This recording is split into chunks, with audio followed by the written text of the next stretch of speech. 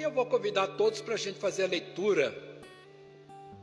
Nós vamos fazer a leitura desses 2 versículos de Colossenses. Vamos lá? 1, 2 e... E a vós outros também que, outrora, éreis estranhos inimigos no entendimento, pelas vossas obras malignas, agora, porém, vos reconciliou no corpo da sua carne, mediante a sua morte, para apresentar-vos perante ele santos, inculpáveis e irrepreensíveis. Coisa linda, hein? Que coisa linda. Vós, que noutro tempo eres estranhos, inimigos no entendimento. Agora, reconciliado no corpo da sua carne, quando Jesus morre, mediante a sua morte na cruz. Se nós prestarmos atenção, queridos, e o decorrer da mensagem vai mostrar isso, o que acontece conosco, com a igreja, dentro desse versículo. Ele vai mostrar 3 etapas da nossa vida. Uma no passado, uma no presente e a outra no futuro.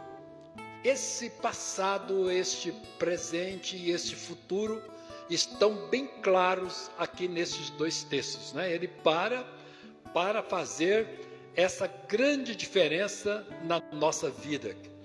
A primeira coisa que esse texto vai mostrar para nós, queridos, é quem nós éramos lá atrás do passado. E vai dizer que nós éramos, outrora, né? Lá atrás, nós éramos estranhos, nós éramos inimigos no nosso entendimento, inimigos de Deus, porque as obras que nós praticávamos eram obras malignas. Já que Deus é santo, Deus é puro, Deus é perfeito, Deus é lindo, Deus é extraordinário, então nós estávamos muito distantes de Deus, muito distante, perdido no tempo. Essas filosofias estradeiras aí que ficam nos para-choques dos caminhões, no caminhão tinha uma placa bem grande lá atrás: não me siga porque eu estou perdido. Eu acho que essa placa muita gente devia colocar nas costas, né? Não me siga, eu estou perdido, não sabe para onde vai. Então é difícil você seguir uma pessoa nessas condições, nessa situação. Mas tem muita gente perdida em si mesma, tem muita gente perdida, queridos, na sua identidade, tem muita gente perdida dentro de casa. Não seria difícil, talvez não seria difícil você encontrar pessoas perdidas dentro da própria igreja. Estão na igreja, mas não tiveram encontro com Jesus. Jesus ainda não fez um sentido na sua vida. Estão aí, talvez religiosamente, dentro de uma igreja, mas não tem compromisso com a fé, não tem compromisso com Deus, não tem compromisso consigo mesmo, não tem compromisso com a sua eternidade. Essas pessoas estão perdidas, literalmente elas estão perdidas, talvez muito perto, muito próximo, mas tão distante de Jesus, como acontece com o ladrão impenitente. Estava tão pertinho de Jesus, ao lado de Jesus, na hora da morte, morrendo, ao lado de Jesus, mas a sua alma estava tão distante de Jesus. Se tu és o Filho de Deus, desça da cruz, salva-te e salva nós também.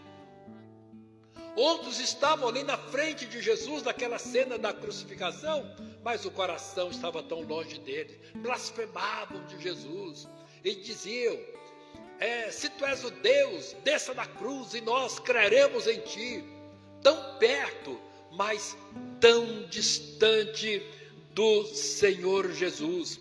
E o que Paulo está dizendo é que nós éramos estranhos e nós éramos inimigos de Deus. Você sabe que é muito estranho, algumas pessoas são muito estranhas para nós. Imagina se alguém chegasse aqui para você falar uma língua que você nunca ouviu, não é? Você é incapaz de se comunicar com ela, você vai dizer assim: mas que figura estranha.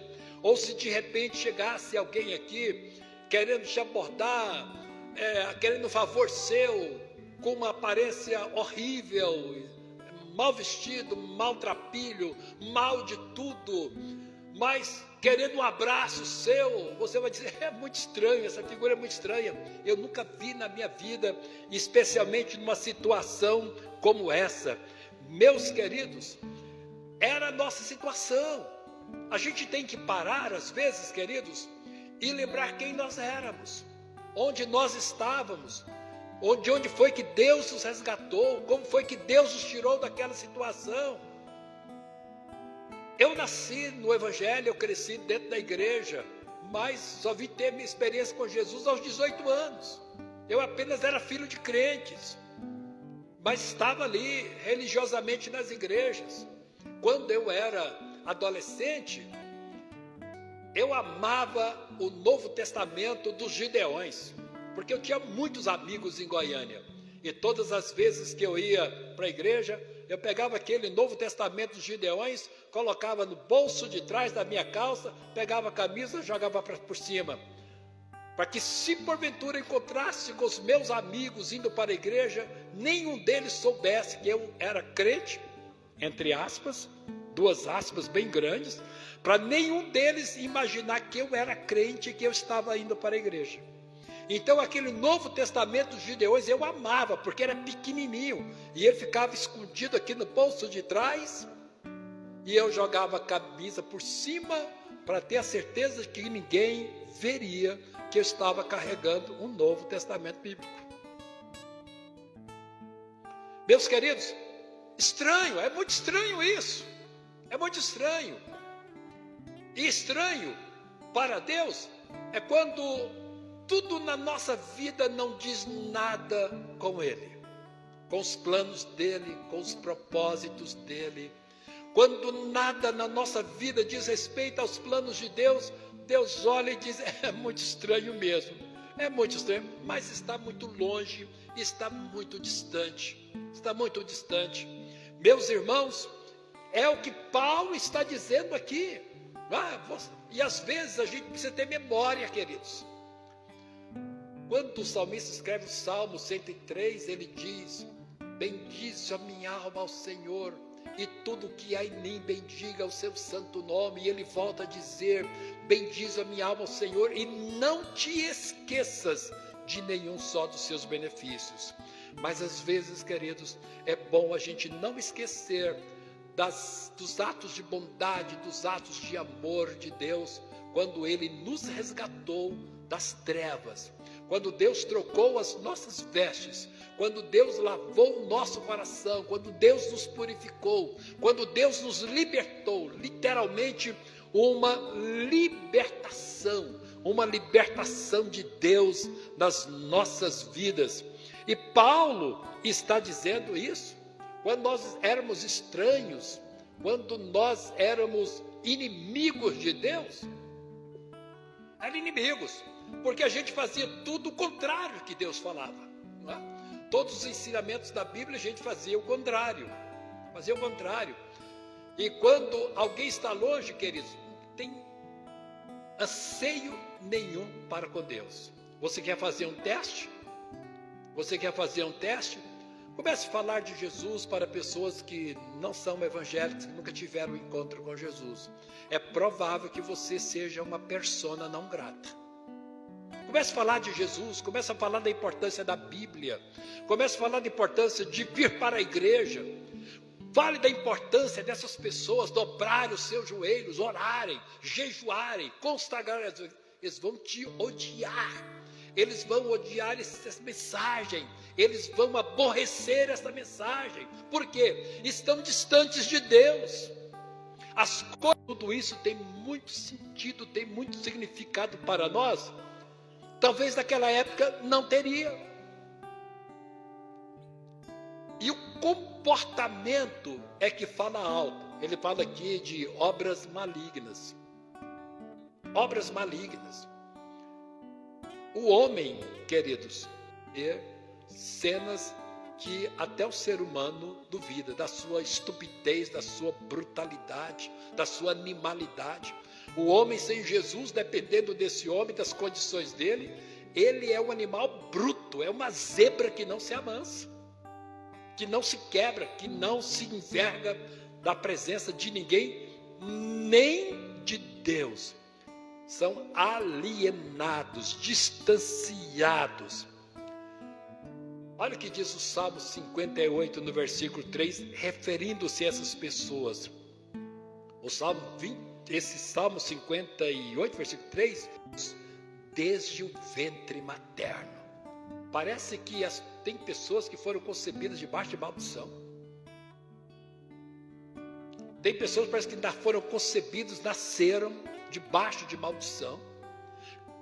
Crescem debaixo de maldição. Uma cerviz dura e não se quebra diante de ninguém, nem de Deus. O ímpio, alienado de Deus desde o ventre materno. É capaz que você conheça alguém assim. É capaz que tenha alguém assim próximo da sua família. Pessoas que são perversas, são ímpias, são perversas em todo o seu comportamento. 15, versículo 8, Jesus diz assim, olha, citando os profetas, este povo honra-me com os lábios, mas o seu coração está muito longe de mim. Adora da boca para fora, mas o coração está distanciado. Então, Paulo, escrevendo aqui para a igreja de Colosso, ele traz à memória esta grande realidade de vocês. Jesus está no centro da vida de vocês. Hoje, Jesus é uma verdade central na vida de cada um. Então, não perca essa centralidade. Pecado, vida de rebeldia, basta o tempo passado. Basta o tempo passado. Vida sem Deus, sem compromisso com Deus, basta o tempo perdido que nós vivíamos sem Jesus. Então Paulo aqui, queridos, ele está dizendo com todas as letras que a gente precisa parar, ver o que nós éramos para o que somos hoje. Tem que haver uma diferença muito grande do ontem para o hoje. Se nós afirmamos que servimos a Deus, que Jesus é uma verdade na nossa vida, nós somos servos do Senhor Jesus. Meus queridos, tem que haver uma diferença da noite para o dia. De água salgada para água doce. Tem que haver uma diferença radical em nós. Do dia de ontem para o dia de hoje. Mas, saindo do versículo 21 e vindo, mas agora. Uma coisa é outrora, a outra coisa é o agora, o já, esse momento que nós estamos vivendo. Mas agora, esse mais é adversativo, porque ele muda a direção. Outrora era trevas, alienação, distanciamento. Deus não fazia parte. Deus não estava na nossa agenda. Deus não estava no nosso programa. Deus não estava nas nossas ambições. Ele não fazia parte. Esse é o outrora. Mas agora diz, agora, porém, vos reconciliou ele, Jesus, vos reconciliou no corpo da sua carne, mediante a sua morte. Não sei se vocês já conheceram duas pessoas inimigas declaradas, mas uma querendo a reconciliação.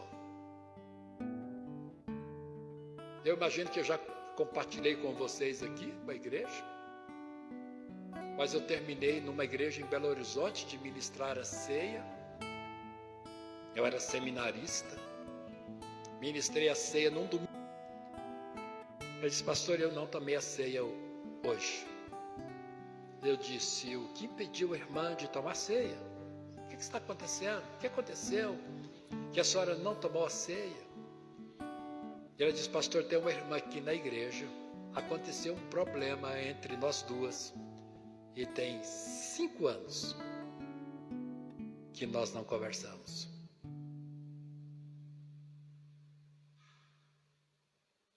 Mas nessa manhã, de participar da ceia. Aí eu estava ajoelhado aqui, orando, naquele momento que o Senhor colocou a igreja para ajoelhar antes da ceia. Eu disse: eu vou quebrar meu orgulho. Eu vou quebrar meu orgulho. Eu vou jogar meu orgulho por terra. Eu estou ajoelhado aqui, essa irmã está ajoelhada ali. Eu vou lá dar um abraço nessa irmã. Ela era parte, não tinha nenhuma culpa no problema.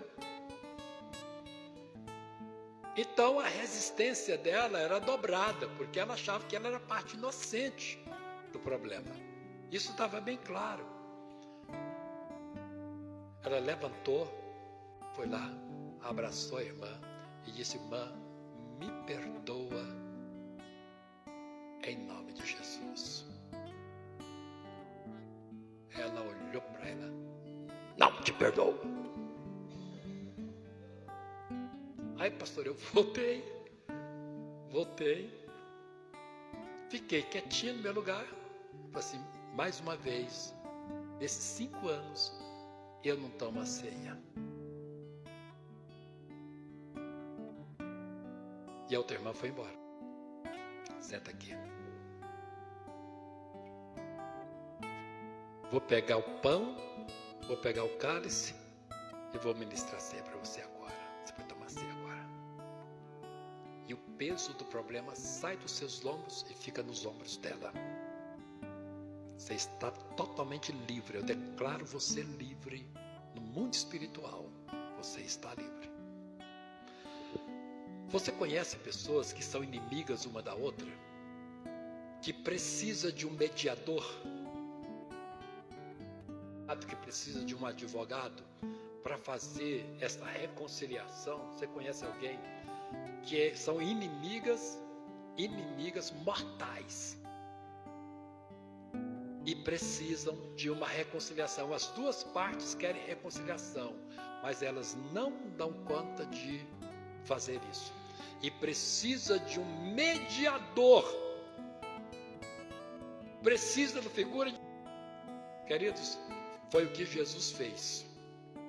Porque quando nós éramos inimigos de Deus, e nós tínhamos prazer no pecado, na sujeira, estava lá a roupa toda suja, a alma toda suja, a nossa mente nos condenava, a nossa mente nos reprovava, nosso coração nos condenava: você é um pecador de Deus, o juízo de Deus. Mas nós não dávamos o braço a torcer. Apesar da consciência nos acusar, do coração pesar, mas parece que o nosso orgulho, a nossa vaidade, o anseio pelo mundo, o anseio pelo pecado, parece que falava mais forte. Mas um dia que ouvimos uma voz, Jesus, e Jesus pegou a mão de Deus do outro lado, lá na cruz. Vos reconciliou do corpo da sua carne, mediante a sua morte. E Paulo vai dizer depois que ele fez a paz no sangue da sua cruz. Vimos hoje pela manhã isso. No sangue da sua cruz. Jesus pegou a mão de Deus. Jesus pegou a mão pecador e disse: vamos fazer as pazes aqui. Vamos fazer as pazes. Meu sangue te purifica. Seus pecados são perdoados. Suas roupas andrajosas serão substituídas nesta hora. Você recebe uma nova vida. O seu presente está mudado. Reconciliação. Todo preço aqui tem um preço. A reconciliação tem um preço. Como seu advogado, paguei a conta. Você não tem mais dívida. Você estava errado. Todo erro está do seu lado. Você é a parte culpada. A sua dívida é muito grande, você não pagaria. Gerou uma dívida tão grande que você não consegue pagá-la. Eu, como seu advogado, decidi pagar a dívida por você. Sua dívida está paga. Eu quero fazer a reconciliação. Então, a grande pergunta que eu preciso fazer para mim mesmo é: eu estou reconciliado com Deus? Eu estou reconciliado com Deus? Estou. A minha dívida está quitada. Jesus é uma realidade hoje na minha vida. Eu não preciso. Hoje eu não preciso mais do Novo Testamento dos Gideões para colocar no bolso de trás e jogar a camisa em cima. Não preciso mais disso. Hoje eu pego a Bíblia, Thompson, desse tamanho, coloco no peito como bom fariseu e disse: eu sou de Jesus. Eu sou de Jesus. Irmãos, você já imaginou um jovem com 16 anos, 17 anos, quando ela está com 18, ter todos os amigos dele? Deus é testemunha. Eu perdi todos os meus amigos. Porque quando eu os abandonei, não me interessa fazer o que vocês fazem. Hoje, eu estou casado com a igreja. É impressionante, mas eu ia para a igreja todo dia. Todo dia por igreja. Mas eu tinha prazer nisso. Ir para uma vigília, 9 horas da noite, terminar no monte, terminar 6 horas da manhã, correr para casa, tomar banho, trabalhar o dia todo, e à noite estava na igreja de novo. Fala a verdade, não minto, Deus é testemunha. Agora reconciliados com a sua morte no corpo da sua carne. Jesus disse: eu ofereci meu corpo por você. Eu padeci a dor porque você era culpado. A culpa é sua. E agora? Hoje a minha consciência está tranquila. Minha consciência hoje está em paz. Com o meu passado está em paz. Deus perdoou, o sangue de Jesus lavou, o Espírito Santo transformou, uma nova vida, um novo momento, uma nova história. Eu sei qual foi, todos nós sabemos aqui qual foi o nosso passado. E a pergunta também, todos nós sabemos o nosso presente. Que o nosso presente hoje fala sobre o passado. O versículo 22 fala sobre o presente, a primeira parte do 22. E a segunda parte do versículo 22, que está em azul, fala sobre o futuro. Mas, porém agora, o presente é glorioso, somos apaixonados por Deus. Somos apaixonados por Deus. Mas a questão não para aqui. Nós temos um futuro de glória. O objetivo dessa reconciliação, mediante a morte de Jesus, a morte de Jesus não foi em vão. O preço foi alto, mas valeu a pena.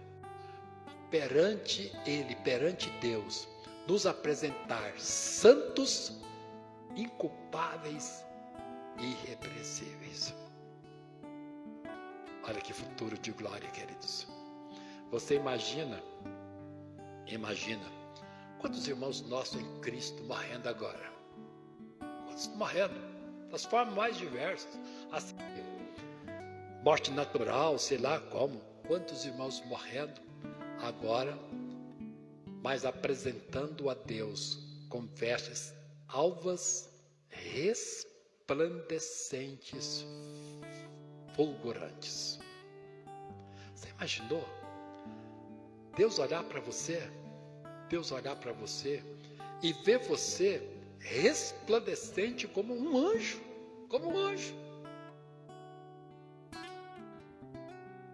Imagina se o brilho que sai de você, mas imagina como Deus vê cada um de nós aqui nesta noite.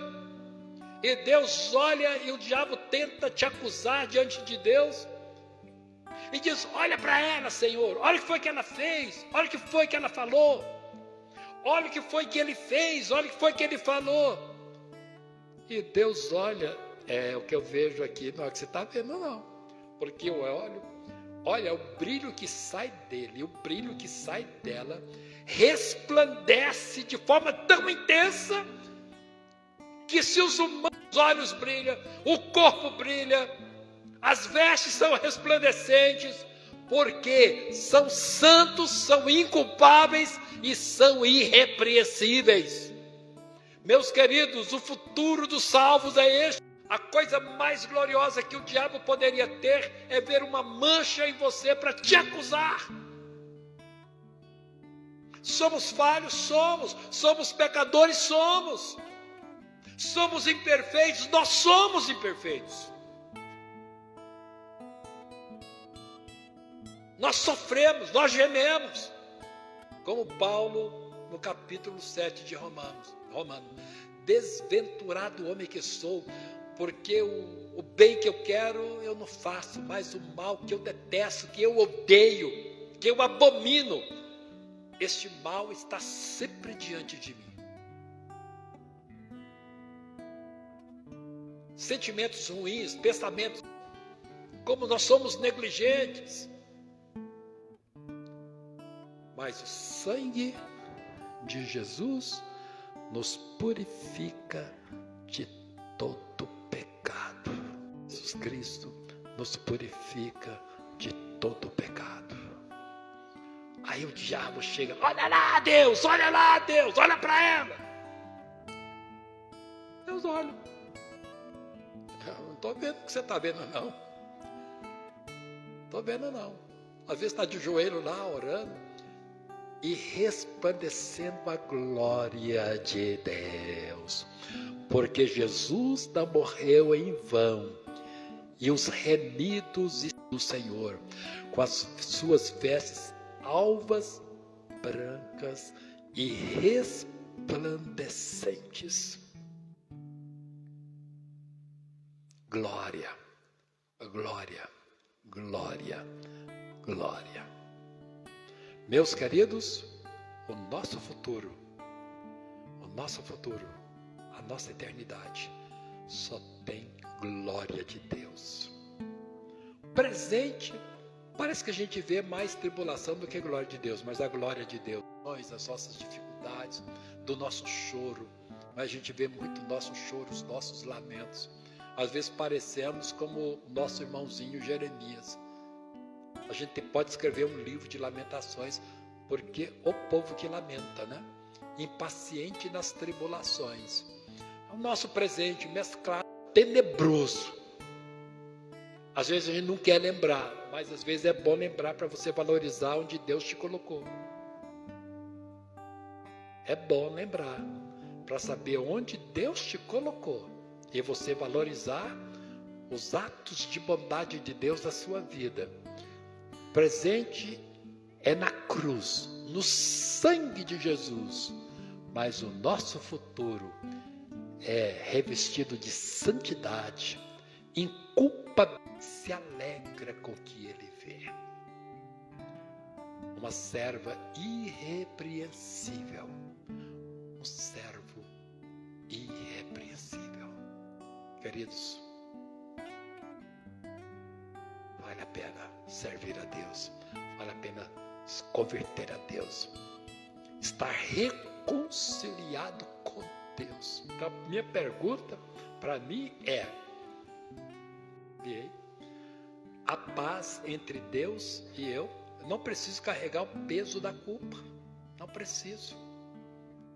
Jesus disse, paguei o preço, eu uni, peguei a mão do Pai, peguei a sua mão, uni as duas. Não tem mais inimizade. Agora tem uma aliança de comunhão, uma aliança de vida. É o peso, queridos, desta reconciliação. É conectar, voltar à união. Foi isso que Jesus fez. 3 momentos na nossa vida. Nós estamos vivendo hoje o 2º momento. Mas nós estamos respirando o 3º momento. O passado ficou, o nosso presente é o nosso presente, do dia a dia. Estamos olhando para ele, mas vai chegar o amanhã, para todos nós. Ou pelo arrebatamento, ou pela morte, mas vai chegar. Tem medo para viver uma eternidade com ele. Vale a pena, queridos. Vale a pena. Nós temos que nos reconciliar. Nos abençoe. Que Deus os abençoe. E que você possa se regozijar com a sua experiência presente com Deus. Se alegre. Se alegre. Desabroche seu coração em louvor, em júbilo, em adoração, em gratidão a Deus. E viva esta viva esperança. Porque Jesus, mediante a morte no seu corpo terreno, ele fez tudo isso, porque amanhã a missão dele é pegar cada um de nós, arrebentado, esfacelado, mas está aqui de forma gloriosa. Entrega para Deus. Jesus vai fazer isso com cada um de nós aqui. Vai chegar esse momento.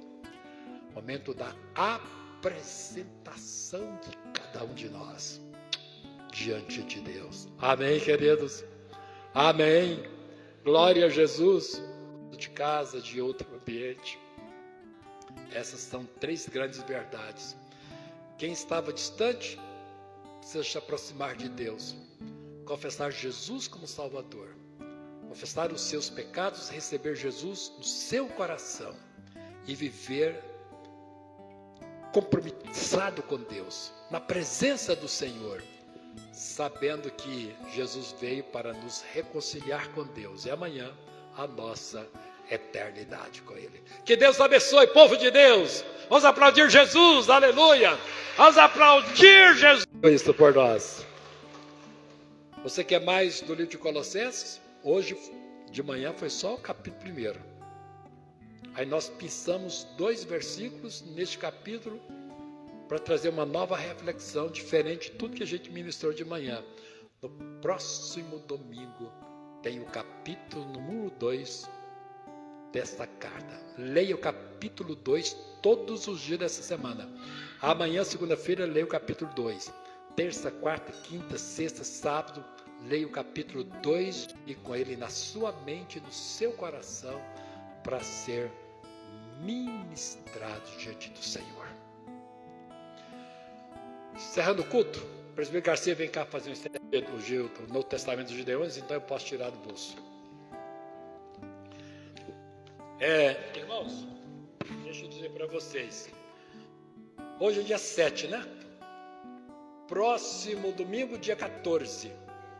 O outro domingo, dia 21 de dezembro. Tá ok? No dia 21 de dezembro, nós vamos fazer o nosso culto natalino. Eu vou pegar os irmãos que cantam soprano, contralto, que cantam tenor, que cantam baixo. Essa semana, eu vou fazer um grupo de um coral. E aí eu vou passar nesse grupo, quem é que nós temos aqui, que canta em coral? Irmã Ilma, irmã Cineia, irmão Robson, irmã Claudiane,